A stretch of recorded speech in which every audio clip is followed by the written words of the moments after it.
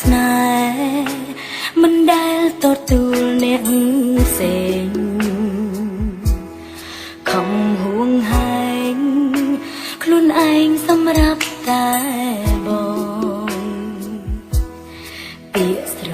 ឡាញ់កប់ក្នុងដួងចិត្តលាក់ការពិតនៅក្នុងបេះដូងជួបដងម្ដងចង់ស្និទ្ធស្នាលតែធ្វើមិនបានបន្ទាត់ស្នេហ៍បែរជាបញ្ច្រាស់ទិលគ្នាពេលវេលាពងវាងអារម្មណ៍សងខាងស្មានថាបងគ្មានចិត្តលើអូនទើបដងខ្លួនពីស្នេហ៍តែម្ខាងជ្រើសយកគេដែលគ្រប់យ៉ាងមានត្រឹមអាណិតជ្រើសគេហើយមិនខ្លាចដឹងថាក្នុងចិន្តាបងក៏មានអូនមិនក៏ស្ងួនមិនប្រាប់ដល់អូនលឿនបន្តិច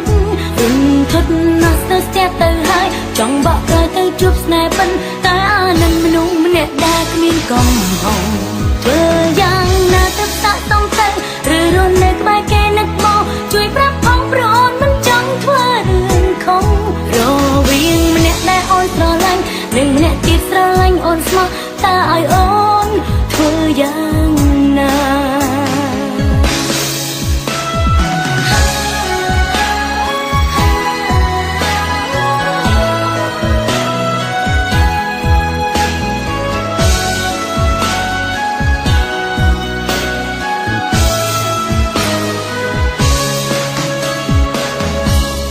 បន្ទាត់ស្នេ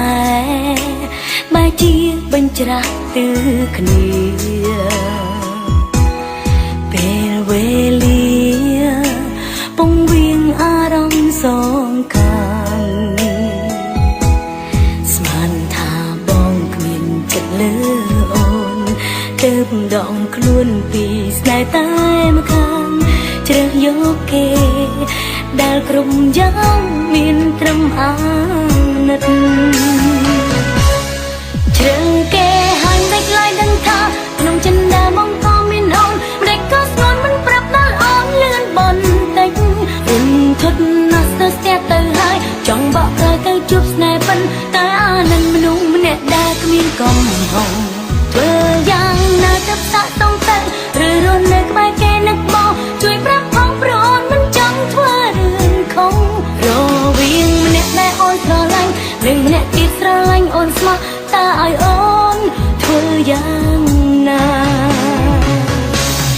ជ្រើសគេហើយមិនខ្លាចដឹងថាក្នុងចិន្តាបងក៏មានអូនមិនដែលក៏ស្ងួនមិនប្រាប់ដល់អូនលឿនបន្តិចរំធត់ណាស់ស្ទើរស្ទះទៅហើយចង់បកក្រោយទៅជួបស្នេហ៍ប៉ុន្តែអានឹងមនុស្សម្នាក់ដែលគ្មានកំហុសធ្វើយ៉ាងណាទៅសាក់សំទៅឬរស់នៅក្បែរគេនឹកមកជួយប្រាប់ផងព្រោះអូនមិនចង់ធ្វើរឿងខុសរវាងម្នាក់ដែលអូនស្រឡាញ់និងម្នាក់ទៀតស្រឡាញ់អូនស្មោះតើឲ្យអូនធ្វើយ៉ាងណារវាងម្នាក់ដែលអូនស្រឡាញ់និងម្នាក់ទៀតស្រឡាញ់អូនស្មោះតើឲ្យអូន